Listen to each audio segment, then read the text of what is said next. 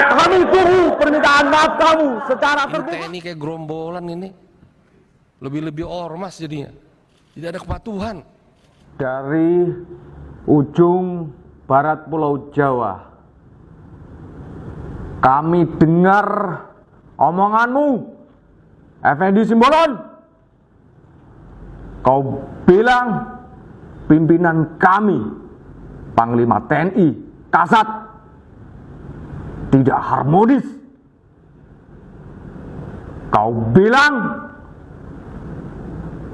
TNI gerombolan seperti ormas. Kami tidak terima. Darah kami mendidih. Kau Effendi Simbolon melukai kami, prajurit TNI. Kau adu domba pimpinan kami. Kau adu domba TNI. Kami, seluruh prajurit Kodim 0623 Cilegon, sakit hati. Kami sudah mengabdikan diri kami untuk NKRI, bekerja 24 jam 7 hari untuk NKRI ini. Kau bilang gerombolan, sungguh menyakitkan, Effendi Simbolon. Saya Dandim 0623 Cilegon bersama seluruh prajurit, seluruh PNS, keluarga besar Kodim 0623 Cilegon tidak terima ucapanmu. Kami di sini dari unsur paling rendah sampai paling tinggi, unsur-unsur TNI, kami di sini kompak dan solid. Jangan kau ganggu-ganggu kami. Jangan kau rusak lagi dengan omonganmu itu. Kami tunggu permintaan maaf kamu secara terbuka. Hai Effendi Simbolon, apa maksud saudara mengatakan TNI seperti gerombolan, lebih-lebih dari ormas? Kami tidak terima. Jangan adu domba TNI. TNI tetap solid. Kami tunggu klarifikasi Anda. Bravo TNI. Dengan mengucapkan bismillahirrahmanirrahim, rapat kita buka dengan sifat tertutup. Ketua, Ya, Pak. enggak. Kalau soal Silakan. terbuka tertutup, saya minta terbuka. Ya, karena kita justru semua ini kita hadir di sini untuk mendapatkan penjelasan dari Panglima TNI, dari Kepala Staf Angkatan Darat, bukan dari Wakasat, dan dari Menhan dalam kaitannya ada apa yang terjadi di tubuh TNI ini. Ya, kita agak kesampingkan soal pembahasan anggaran ini. Anggaran sudah hampir pastilah sama. Mungkin nggak perlu lagi dibantu. Tapi ada apa di TNI ini perlu kita. Kalau perlu setelah kita pembahasan anggaran, kita jadwalkan nanti malam. Ya, kita hadirkan Kepala Staf Angkatan Darat, hadirkan Panglima TNI, Kepala Staf, untuk membahas. Kami banyak sekali di temuan-temuan ini. Yang insubordinary, disharmoni, ketidakpatuhan. Ini TNI kayak gerombolan ini. Lebih-lebih ormas jadinya. Tidak ada kepatuhan. Kami ingin tegas ini. Karena jangan lupa penggerak daripada kekuatan itu Presiden dan DPR, bukan hanya Presiden. Tanpa persetujuan DPR tidak bisa Presiden menggerakkan TNI. TNI hanya alat, hanya instrumen. Bapak-bapak sebagai jenderal itu hanya nahkoda sesaat. Tapi selamatkan TNI-nya. Ini semua fraksi prihatin. Ada apa? Ketidakpatuhan si A dengan si B. Ini porak-poranda ini TNI. Saya minta pimpinan, kita jalan terus dengan urusan RKA, kalau perlu langsung kita setujui, tapi khusus isu-isu aktual, bukan hanya mutilasi. Adanya pembakaran daripada mayat-mayat di Papua yang menjadi tersangka Brigjen I yang sampai sekarang tidak bisa diproses hukum oleh institusi TNI sendiri. Ada apa pembangkangan ini? Kenapa terjadi pembangkangan di tubuh TNI? Saya kira saya usul malam ini juga kita rapat, ya, terbuka, jangan ada yang ditutupi. Saya tidak ingin berpihak ke siapa-siapa. Ingin penjelasan dari Saudara Jenderal TNI Andika dan penjelasan dari Jenderal TNI Dudung Abdurrahman.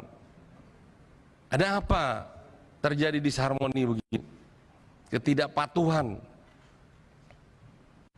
Sampai urusan anak kasat pun gagal masuk Akmil pun menjadi isu.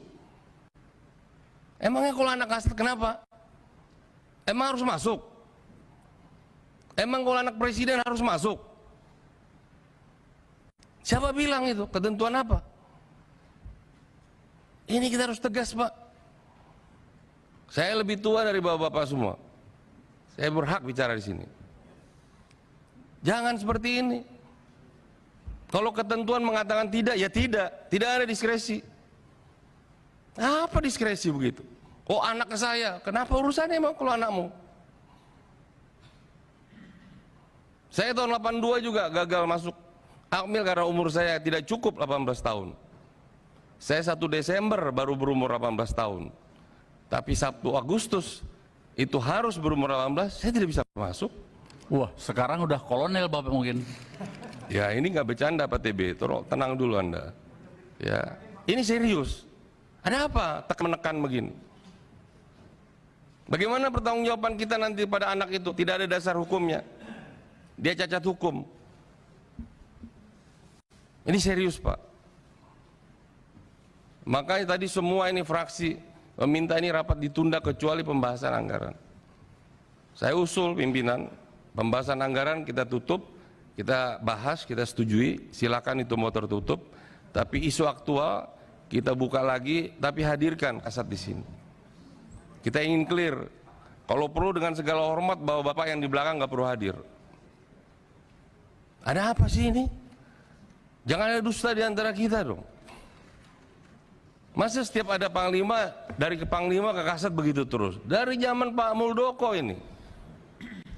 Pak Muldoko ke Pak Gatot begini, Pak Gatot ke Pak Hadi begini, Pak Hadi ke Pak Andika begini, Pak Andika ke Pak Dudung begini. Sampai kapan, Pak? Kenapa kalian yang ego begitu? 450.000 itu tentara, bapak saya pun tentara. Kalian sudah menikmati amanah kok nggak bisa menjaga? Hanya ego-ego begitu saja. Kalian mau manggung jadi capres, jadi cawapres. Saya usul mendingan dihentikan semuanya. Pak Effendi. Enggak, ini serius, agar ini semua kita jangan menganggap isu ini isu sederhana.